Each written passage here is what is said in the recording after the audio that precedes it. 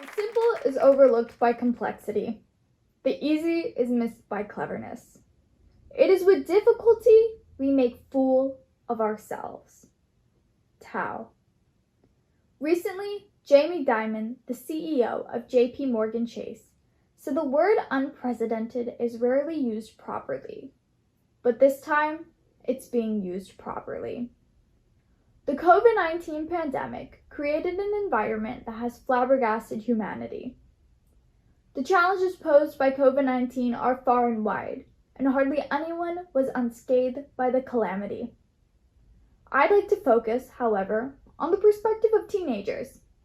As a teen entering high school 3 years ago, my focus was on studies, college prep, and making new friends.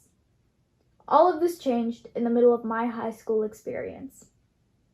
In the March of 2020, dreams were replaced with uncertainties, survival and fear for the future. School closures and social distancing have affected all students. Students' education, mental health, and their future have all been compromised. I assumed the fourth marking period was a blur for all students, as it was for me, in spite of the very best efforts of my school administrators. The society pre-COVID was built for brick and mortar attendance and was not ready for a sudden digital transformation.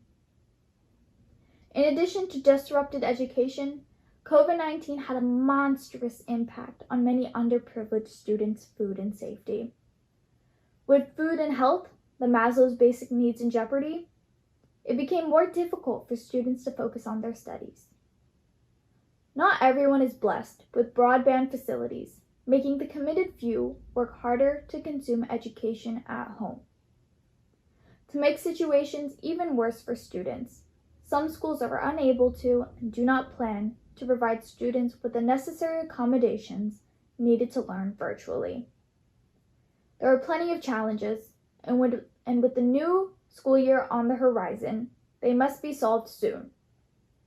As I watch the media, I see so many experts sharing their opinions on what they think about what other people think, offering conflicting proposals to a complex problem.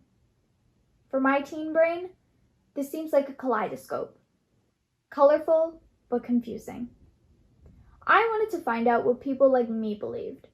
I wanted to learn what my fellow teens thought about the world today. So that's what I did. In a non-scientific study I conducted, I received 33 responses from teen friends who were all in high school. First, on a scale from 1 to 5, 1 being very bad and 5 being very good, how do you feel your school is responding to COVID? Approximately 40% of students voted for the middle option of 3. Based on this, the majority of my respondents believe that their school are doing a mediocre job or doing the minimum to keep students and families in the loop. For the next question, do you feel safe going back to school? The responses were overwhelmingly negative, as 2/3 of students responded with no. More than 2/3 of responders are not comfortable and are skeptical about the current preparedness of schools to reopen. In the graph, I have listed my respondents' number one concern that they want their school to consider. Out of 32 respondents who answered this question, 15 of them had the same number one concern: how schools will enforce masks and distancing throughout the long school day. Other responses have made it clear that they have also concerns about their safety and the biggest reason as to why they attend school, their educational learning. When asked if the respondents felt like online school gave them the same support as in-school learning, more than 80% of responders voted no. When asked why, one of the respondents replied that the time focused on learning out of school did not remotely compare to what was taught in school. This ultimately resulted in them becoming frustrated that there simply wasn't enough time to learn what needed to be learned. The respondent also mentioned that their motivation to learn took a drastic decline, as it only took a 70% on an assignment to count as a 100%. leaving the respondent to ask themselves why they should put in the same amount of work as normal. In a Brown University study, they claimed that the coronavirus had undone months of educational gain, resulting into unprepared students. They recommended that educators preparing for the fall of 2020 will likely need to consider ways to support students who are academically behind.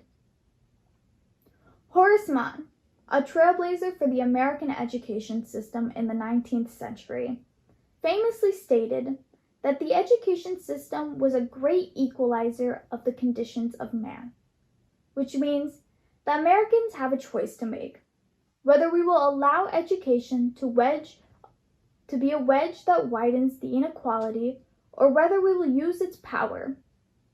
Man initially thought of this as a chance to create opportunities for all, but the ideology has always been threatened, and COVID-19 only proved the vast difference between low and high education.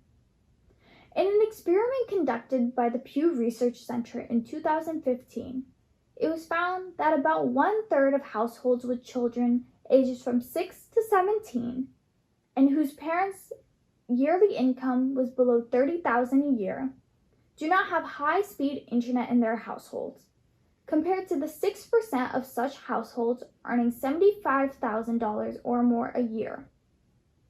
This broad difference is particularly prominent in Black and Hispanic households. According to the Yale University College of Medicine, many communities struggle to provide students with the best and competitive education other higher income communities are able to produce.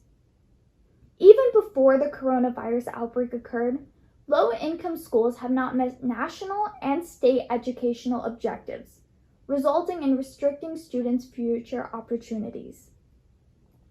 Under-resourced schools face systematic and ongoing challenges related to the availability of technology. Unlike freshmen and sophomores, juniors and seniors will have a larger and more serious impact in getting ready for colleges. No matter how students' education will present itself in the upcoming school year, teachers will be plagued with the question on how they can help students come back from such a setback, and how they will be able to stay on track to their paths to success. 5 years ago, Bill Gates ironically predicted in a TED Talk that the failure to prepare could allow the next epidemic to be dramatically more devastating than Ebola. Experiments in modern society. Every educational institution and research firm collects and combs through massive amounts of data. Behavioral, economic, and cultural questions will be answered and may provide guidance for the next pandemic. Almost all leaders at every level failed to plan for the pandemic. In spite of warnings by the likes of Bill Gates, have failed millions of teenagers, especially juniors and seniors of high schools and colleges. Unlike them, COVID-era teens have the biggest responsibilities of not forgetting the lessons of COVID and prepared to shape our society to face future pandemics. Bringing it back to Tao, the simple task of planning was overlooked by bureaucratic complexity. The ease of wearing masks and social distancing was missed by the presumed cleverness of many. And it is with difficulty of the pandemic's impact we make a fool of ourselves. But not all is lost. Many of the questions asked in my study came with the harsh reality of students' legitimate concerns about being sent back to school and the obstacles they will face in the future due to this pandemic. Despite this, they have also found the good of this pandemic, as 65% of students have felt more connected with their families and are feeling optimistic about their future and all that is in store for them after their completion of high school. We will perish if we don't prevail. We are the leaders of the future, and we will prevail with the use of common sense that is so uncommon in today's world. Let us take a pledge that we won't repeat the mistakes of the present, and rather learn from them to make a better world for our future generations. Thank you.